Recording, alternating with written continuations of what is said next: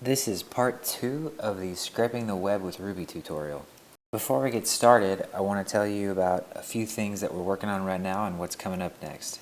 We're just about to wrap up the course on building a blog with Rails 5 and Bootstrap 4, and this is obviously the second part of Scraping the Web with Ruby. Not really sure how many parts there's going to be yet, but it could be 5 or 6.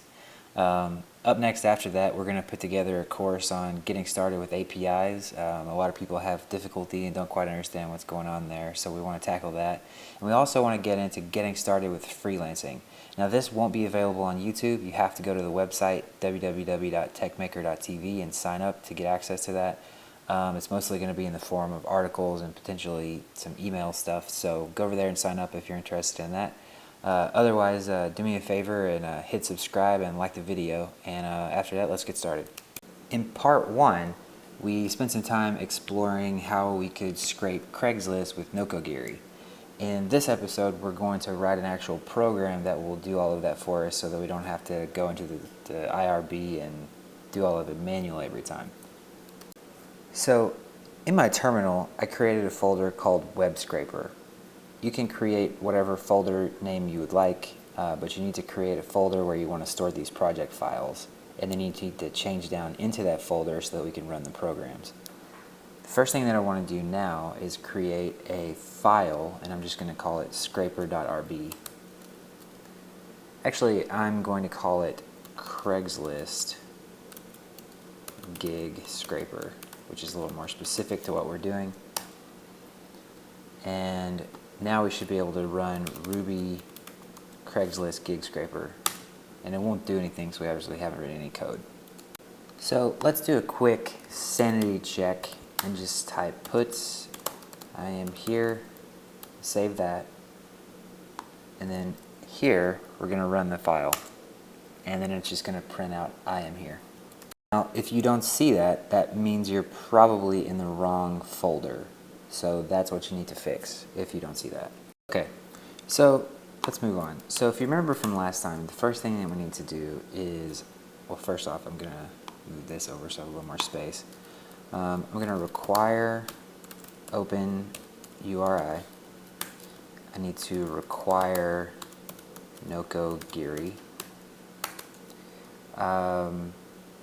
And let's run this and see what happens. So save that. And it seems like we're good. Okay, so I'm going to type URL equals, and then it's http://Craigslist/ well, let me just go copy the URL instead of doing all this. So if I go back to Chrome and I go to newyorkcraigslist.org, and then we click computer, and I'm going to search for developer down here, because it's going to give us more results than searching for Ruby or something like that.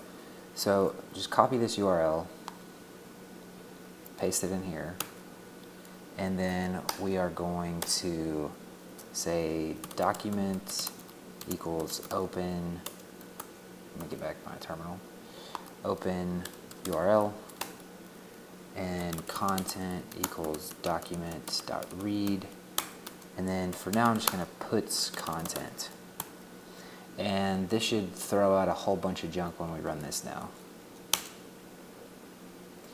So you can see that it's giving us the HTML document.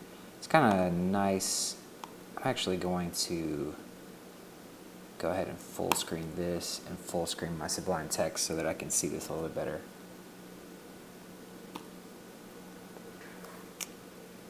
Alright, so let's jump back to the code. We don't really want to just push that out, so I am going to, if you remember what we did next is we said parsed content equals Nokogiri HTML and then content. Let's put this out and make sure that's working, so save it. Run the command again, see what you get.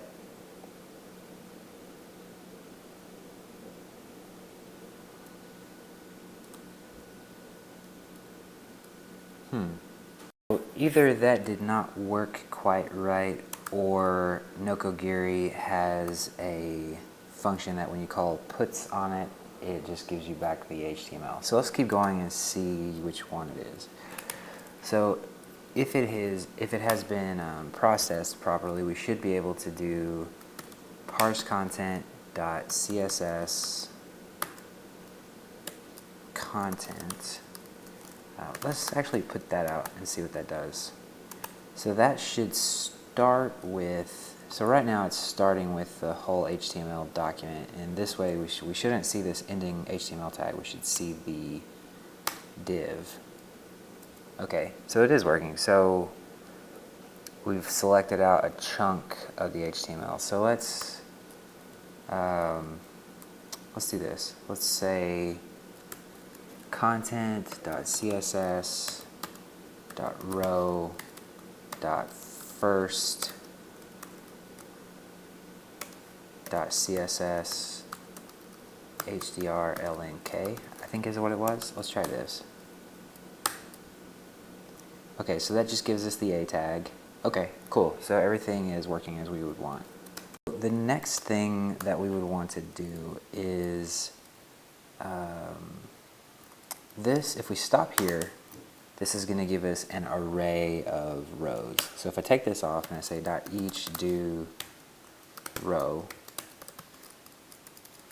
and I don't want to put out that, I just want to iterate. Now we should be able to do something like title equals row.css hdrlnk dot enter text, and then let's just put title, and I'm going to give it a whole bunch of dashes so we can see the separation of the rows. Okay, so save that, and then let's jump back and run it.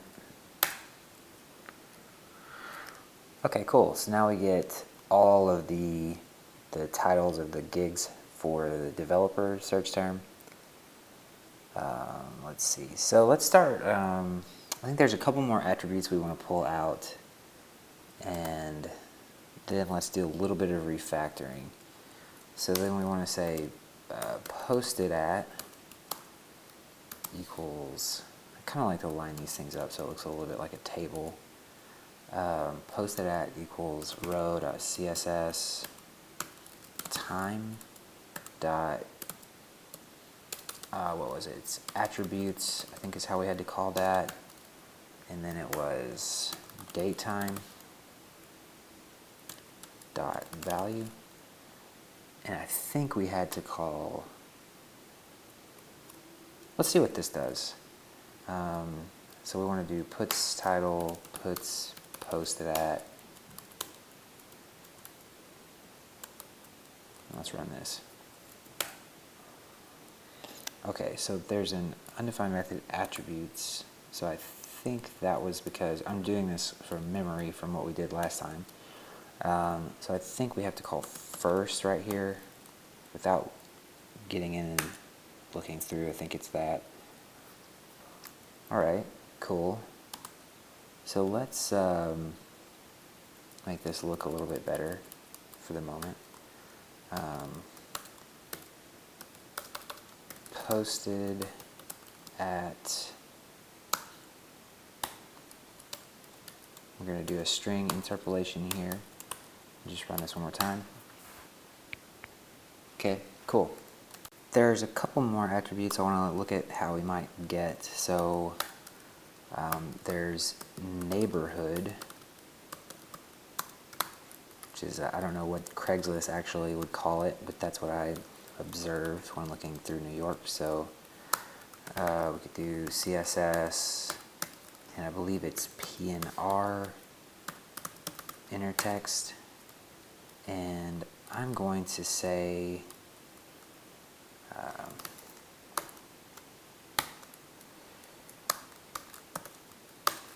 this is kind of how they display it, so we're going to do it kind of like this, and we'll see if this works. I don't even know.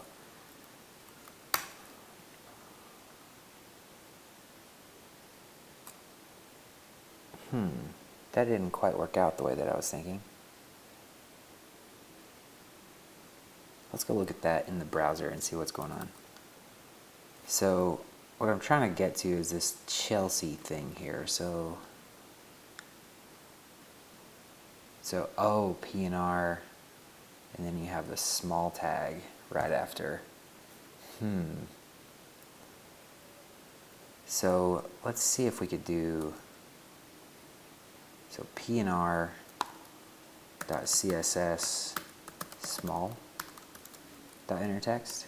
Seems like there's only one small, but maybe it's probably going to give us an array of small tags with just one in it. So let's call first. Again, I'm kind of guessing here. All right, let's just run this. That looks like it worked, but it looks like they're already giving us parentheses, so we don't need the parentheses. That's interesting. So let me go ahead and take those out, and we'll see what this does.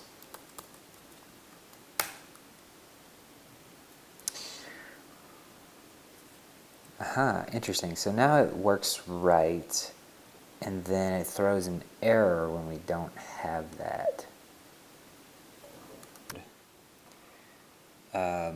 When there is no small tag, when we call first, it's calling first on an empty array, and then we called enter text on it. So that's interesting. So it's throwing an error when there is no first one, basically. So we need to fix this, and it's going to be slightly ugly. So what we want to do is just separate this out, and we're going to say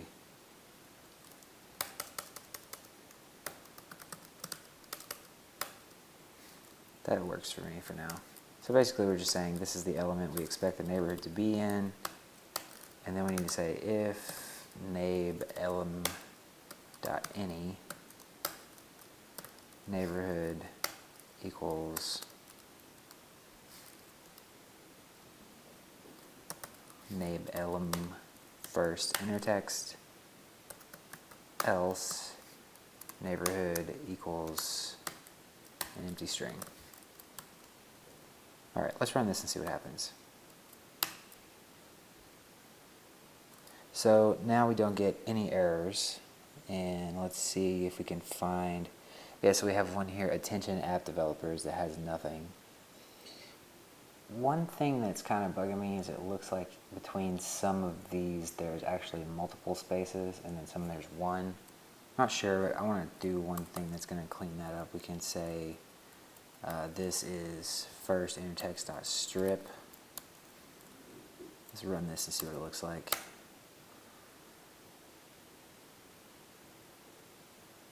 It's a little hard to tell, but I think that now everything looks just slightly better.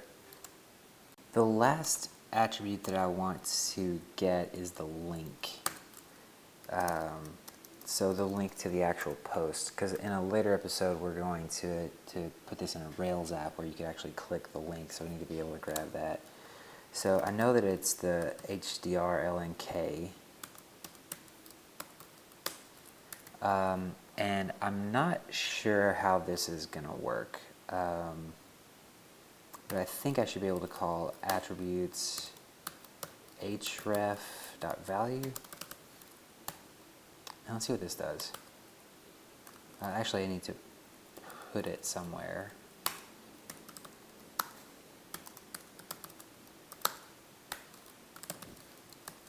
Let's see what this looks like. Undefined method attributes for node set. Okay, that's interesting. I'm going to actually bump this up because it's kind of pulling from the same thing as a title. So what's funny about this is I think I could actually put first on both of these, because what's happening, if we look back at the error, is saying undefined method attributes for this node set, and that's what's happening when we call these CSS selection things. We're getting actually an array back. So what this first thing is giving us back without that is something that's probably like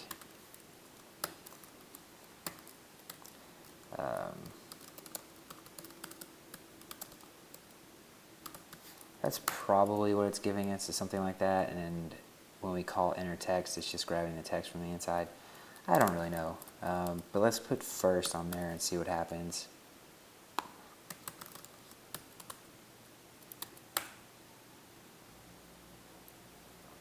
Oh, okay, interesting. So this actually, some of them gave me full link, and some of them it's giving me just a partial, like the path. And I bet that has to do with the other suggested ones. So let's take a look at that in the browser. So we have all of these, and then we get down to the bottom, and then it's telling us some other ones in nearby areas. So that's something you might want to check out, how we should handle that. Okay, that's interesting. Okay, so we may come back to that later. For the moment, let's come back here and let's start thinking about how we might extract a few things and make this a little bit more reusable. So I'm going to create a variable at the top called cities, and for the moment I'm just going to put New York in it. Let's also create another one called search terms, and I'm just going to put developer. So I'm going to try to recreate essentially what we've already got, but I'm going to start going in a particular direction. So what we're going to want to do is, for every city that a person stores, we're going to want to query Craigslist, and for each search term we're going to want to query that search term. So we could do something like cities.each do city, and then inside of there we can do search terms dot each do search term. And then we're going to take our whole big chunk of stuff, tab that in and move it up. And instead of saying New York, I'm going to say city. And instead of query, I'm going to say search term. So let's run this and let's see if we get the same thing we had before. All right, cool. All right, so let's expand on what we have just a little bit, and then that'll be all for this lesson. So I want to, first of all, get a term that's going to bring back a little less results. So let's get Ruby and see how many we get back. So you can see we have a lot less. There's only like 8 or 9 or something. That makes it a little bit easier for us to see what's happening here. So I'm going to do something a little bit different with the formatting now. So whenever we hit this loop where we have a particular city and a particular search term, I want to do puts, and then we're going to do a whole bunch of equals signs, and then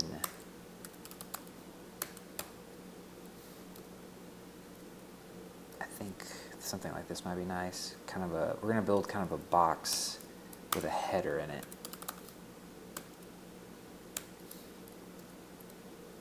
Actually, let me do this.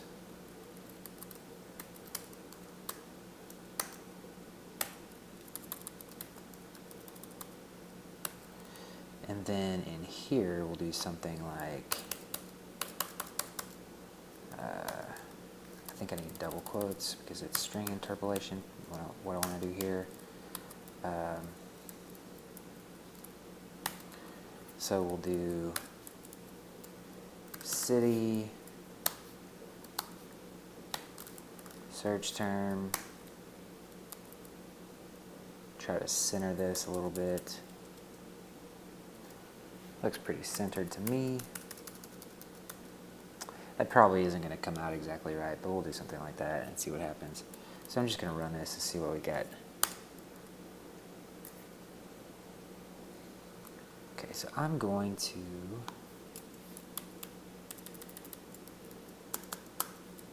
space that out a little bit like that. It's obviously going to not work quite right all the time because the length of what we're searching for is going to vary. Okay, so now what we can do is in the top, I'm going to add Python, and we'll see what happens. So now we have New York Ruby, it's got a header, then we go down, we see all the listings, and then we get to New York Python, we get some more. And then let's add another city, so let's do, I don't know, Dallas. Maybe I spelled Dallas right. So Dallas, there's a lot less stuff, but you can see that it's working.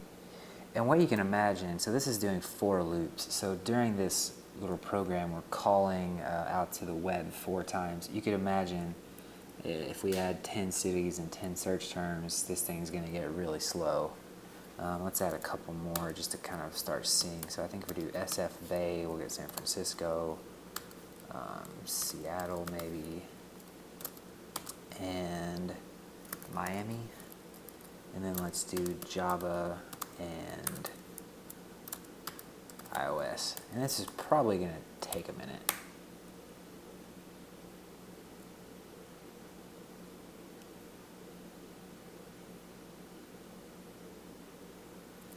Anyway, so that's cool. You can see how that works. So, as you can tell, this is far from a perfect program, but it's pretty cool, and I hope you learned some stuff. In future episodes, we're going to look into how to clean the code up, make it more object-oriented, because right now it's very, very procedural. And we're also going to look into things like how to make this faster, how to get user input, and that sort of stuff, which we'll do mostly by setting up a Rails app and letting people work through a browser interface. That is it for this episode. Be sure to hit thumbs up if you like this video and subscribe if you want to get some more of these. I will talk to you soon.